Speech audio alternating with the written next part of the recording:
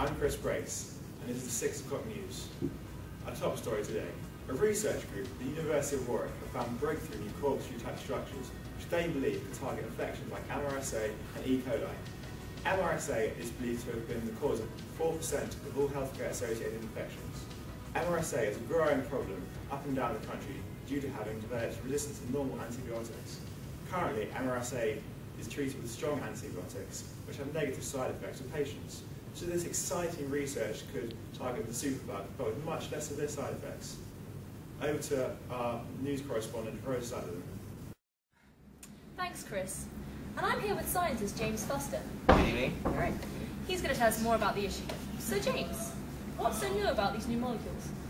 Well, Rosa, if you're asking, these molecules are actually not that different from a type of molecule which had been previously worked on before, called helicates, which was kind of investigated in the mid-20th century. Helicates are structures in which a carbon backbone kind of wraps around 2 or more metal ions in kind of like a corkscrew shape. And this corkscrew can either twist clockwise or anti-clockwise.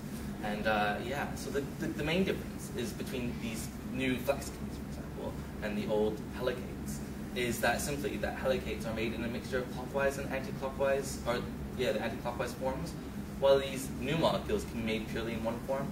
Scientists have found a way of making these structures from building blocks, which have their twist predetermined, if you will, and they link them together in such a way that a specific corkscrew will form. Oh, I see. So, what's the main difference between these clockwise and anti-clockwise forms?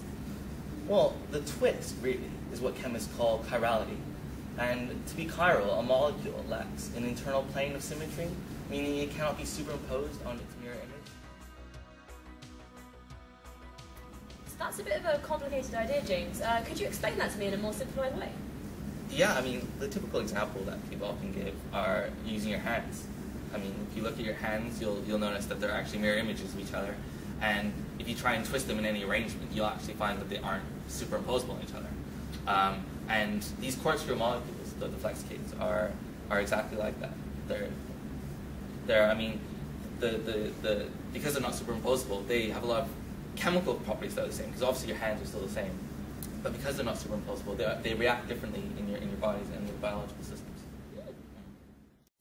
There was a famous case of that, wasn't there, in the 60s, I think? Yeah, you're absolutely right. There was a famous case, a compound called thalidomide in the 60s, where there obviously both the mirror images of the chemical was made, and both versions were given to the patients. And obviously, when the pharmaceutical companies came up with this drug, they obviously they only considered the one mirror image, because at the time it wasn't this idea wasn't fully understood. So yeah, they were looking for only the one mirror image, but in the end both images were given to the patient, and they discovered later on that one of the mirror images, the one that they didn't realize existed, actually caused birth defects. And even though the other version was effective as a drug, and this is typically the case, that the mirror images react in different ways. So one of the Flexicates, for example, could react in a negative way, and obviously won't target the bacteria as the DNA that we want it to. What do these drugs mean for the future? Well, currently, the most active iron Flexicate molecules that have been synthesized have only been tested on non-mammalian cells, as in, to put it simply, it hasn't been tested on humans, for example. And it shows relative effectiveness against MRSA, but obviously, and low toxicity as well, which is really important.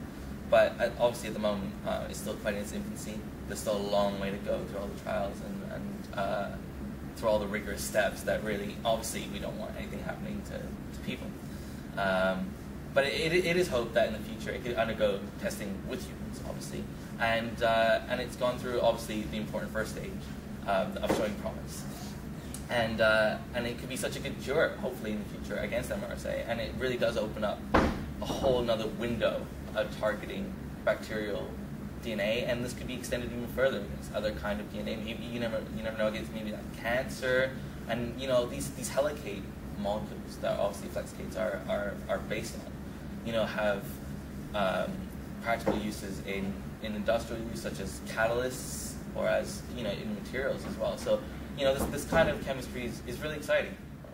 So what James is saying is, in the future, maybe this molecule could actually kill MRSA. For the viewers at home, we've got a very simplified representation of this.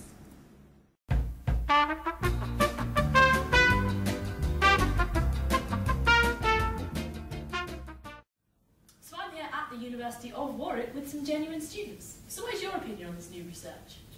Oh, I think wasting time on a condition that only affects about 4% of people isn't the best idea. There's maybe more pressing issues. Yeah, I think this research is, it's really exciting, but it is still in its early stages, so we'll see how it goes. Thanks, Rosa.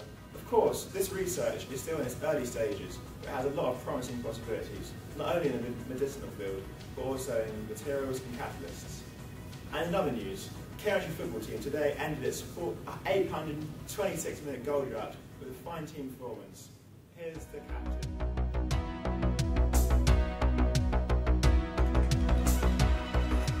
Thanks, Rosa. Of course, this research is still in its early stages, but it has a lot of promising possibilities, not only in the medicinal field, but also catalysts and materials. Oh. Thanks, Rosa. Of course, this research is still in its early stages, but it has a lot of promising possibilities, not only in the medicinal field, but also catalysts, materials, and materials. Thanks, Rosa. Of course, this research is still in its early stages, but it has a lot of promising possibilities, not only in the medicinal. Take a breather.